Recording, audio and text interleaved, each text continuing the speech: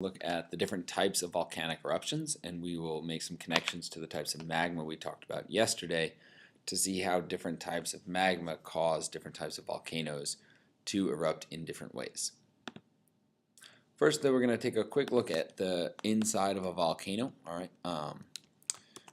Inside a volcano, you've got a couple different features that we need to be familiar with, and we'll take a look at this tomorrow also in our volcano books. But just some key features inside a volcano. You've got underground, you've got the magma chamber, which is a big expanse of magma. It could be several miles across, it could be several hundred yards across. It totally depends on the volcano. And this is where magma tends to be stored. This will be usually a couple miles underground. The pipe is going to be exactly what it sounds like. It's going to be a tube that connects the magma chamber to the Earth's surface. The vent is the actual opening at the top of the volcano where magma and gases leave the volcano. So you'll have a main vent at the top, but you can also have side vents on the side, right? And then a lava flow is the area covered by lava as it comes out of the vent. And then a crater is a bowl-shaped area that forms around the volcano at the top. And the reason you end up with a crater is during an eruption, you've got lots of pressure coming up from this magma, right? And it's going to fill that whole crater up. But afterwards, when the magma stops flowing, the weight of that rock is going to push back down into the pipe a little bit, and it kind of drops the top of the volcano, and so you end up with a crater at the top. So those are the basic structures of a volcano, and now let's talk about how they erupt. So what's going to cause our volcano to erupt, right? Most volcanoes don't erupt constantly. They just sit there a lot of the time. So causes of eruption. And the big difference is when a volcano is erupting, the gases in the volcano are expanding and pushing their way out. So in a volcano, you've got dissolved gases just like in soda. So in soda, you've got dissolved carbon dioxide, right, that is in the water, and when you open the cap, those dissolved gases start to bubble out. So dissolved gases are also trapped in magma, same idea, and as that magma rises, the gases form bubbles just like it does in your soda, and it's going to start pushing magma out of the pipe. And this creates more and more pressure as you get more and more gases building up, pushing underneath. Eventually the pressure is going to be so much that the volcano erupts. And so our kinds of eruptions, we're either going to have quiet or explosive.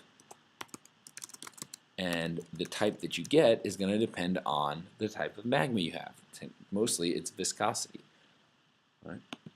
First off, a quiet eruption is going to occur when we have low viscosity magma, right? So basaltic magma that has a low viscosity and low in silica.